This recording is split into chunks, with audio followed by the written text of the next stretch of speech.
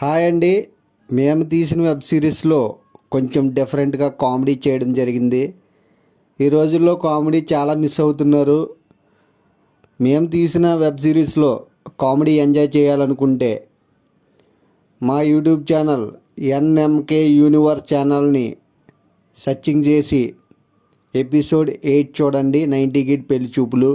మీరు చాలా బాగా ఎంజాయ్ చేస్తారు. అలాగే ఒక వెబ్ సిరీస్ తీయడం చాలా కష్టం అండి, కానీ దానికి తగ్గ ఫలితం మీ నుంచి మేము ఆశిస్తున్నాము. మీరు వెబ్ సిరీస్ చూసి మాకు సపోర్ట్ చేస్తారని కోరుకుంటున్నాము.